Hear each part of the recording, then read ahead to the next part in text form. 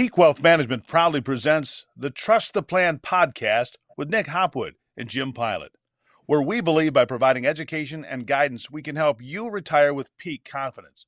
Now, here are your certified financial planners, Nick and Jim. Welcome everyone to episode 207 of the Trust the Plan podcast. I'm Nick. And I'm Jim. And today we're talking about retirement housing choices. Sounds like a good topic. Yeah. What's your retirement housing dream? Put you on the spot here. I guess I hadn't thought about it a lot. I don't mind the sound of retiring to a little smaller place near some water, maybe get on the lake. On the lake? Yeah. See some nice sunrises, sunsets, So you're the one. Yeah, that's it. Mine's similar, I'd like to have a place on the lake here in Michigan, but I'd like to also be a snowbird and have a place down in Florida. It's pretty attractive too. Yeah. But I'm 44, right? And I'm accounting for this in my financial plan. And that's the key to this episode, right? Planning in advance. That's right. Okay. Planning in advance. So there's nothing worse than when someone comes to us with their retirement goals, right? And expectations. And we run through the numbers and everything looks good. And I say, all right, I endorse your retirement at the end of the year or whatever, next year on your birthday, I don't know, or after that bonus check clears, So then, this has happened a few times in my career, then they come to us, maybe several months later or the next year and say, we're going to buy a place in Florida. And I'm like, would have been nice to know about that yesterday, Then we run the numbers and it's uncomfortable. Yeah, the probability of success starts to drop on the plan. Yep. And let's talk about why, okay? Because if you pull hundreds of thousands out of your portfolio and sink it into a property, okay? The property has property taxes, insurance, maintenance, window treatments, paint, a new deck, right? A new kitchen, right? The costs never end. So we're not only losing this, let's say it's 300,000. This 300,000 over here is earning, okay? And over here, it's creating more liability. Right. Even if there's no mortgage, it's creating more cash flow drain. I call it the anti-dividend. We're over here collecting a dividend, and over here, there's not only no dividend, but we're paying more into it. Right. Yeah. I mean, it's a good analogy, but I think it's so true. People so easily on the surface will look at something and say, well, it's only 300, right? We got 300 in this account. We can take it out and that's it. But they neglect all those things you just mentioned, the taxes, the additional furniture, the additional utility expenses, right? And those things they add up and they become a real financial drain. As opposed to what that money was doing for us over here, helping to add to cash flow instead of subtracting away from it. I agree. And there's an episode, I forget which one it was, maybe like episode 30 or episode 50. It was called the anti-dividend, similar to the $2,000 boat ride. The boat ride. Pontoon boat ride, yeah. The other thing is, maybe it's not that we want to buy a house in Florida, but I want to build a huge pole barn on my property for my stuff, right? Yeah.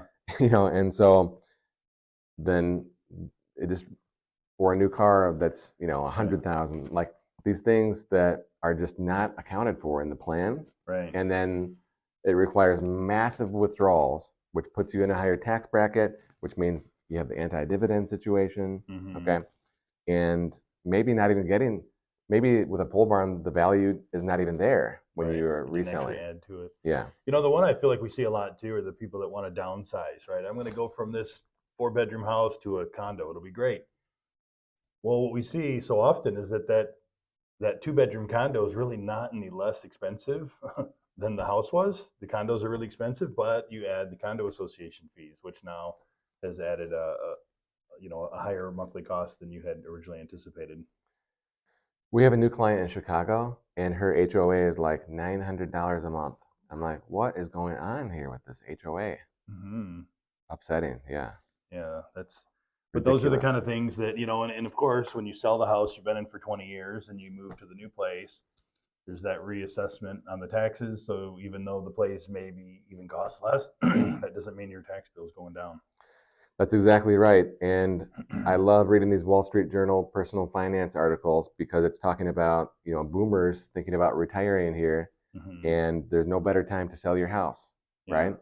But the problem is, which I fully understand, because I'm going to share my story in a minute. Problem is, when you sell that house for top value, the other prices, the other properties, those values are up as well, and you're resetting that tax base. So let me share this.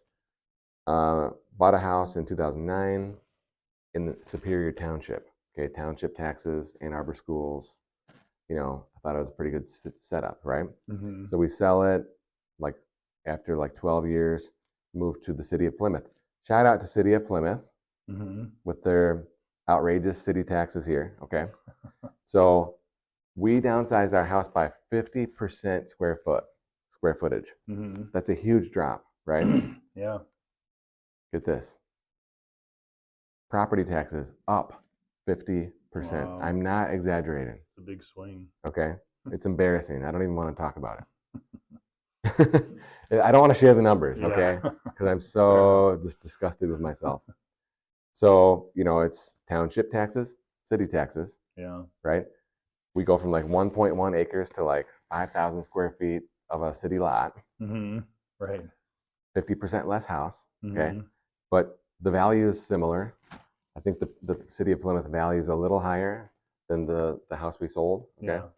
To tell you, it's a testament to the demand for the city of Plymouth. Okay. Yeah. But the house that we bought and tore down, the annual taxes were $4,000. Okay.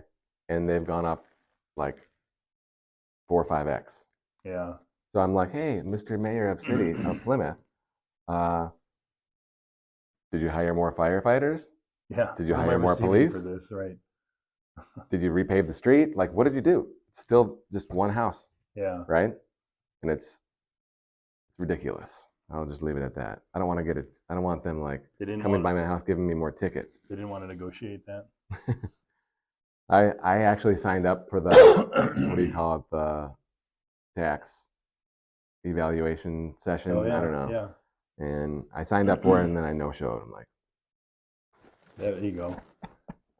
You stuck it to them. They were probably happy. They're like, Hopwood. And there's no one there. And they're like, cross him off. That guy's going to eat that tax. Right. Okay. So anyway, when we're thinking about retirement housing, it's a really important thing. Okay. Right? Do we need one house, two houses? Property taxes. I mean, the property taxes, I'm telling you right now, if you want to live in a certain area, you have to account for this. Okay. Yeah. Because there's people that tell us hey, we have a retirement goal of $100,000 a year. Well, guess what? If you want to live in this particular place, it's going to be $20,000 right. of income tax, or I'm sorry, of property taxes. Then there's income taxes. All of a sudden, you're only actually able to live on $5,000 a month. Right. Instead of $8,300. Yeah. So this is the biggest epidemic. Is that the right usage? Sure. I think it. I'm here screaming it from the mountaintops. Yeah. And no one's listening. Well, once this hits our YouTube channel, they'll be listening. That's right. Share for your friends. Okay, so if you are evaluating your housing situation, if you're already retired or thinking about retirement, right? We think about not just investments, right? We think about the whole thing. So this is part of a holistic, comprehensive financial plan, and we are the CFPs in your corner. We believe by providing this education, we can help you make good decisions so you can retire with peak confidence. Peak Wealth Management thanks you for watching and listening to the Trust the Plan podcast, featuring certified financial planners Nick Hopwood and Jim Pilat. If you enjoyed our program, please subscribe and share. If you'd like to learn more about our services, please visit peakwm.com. peakwm.com today. See you next week.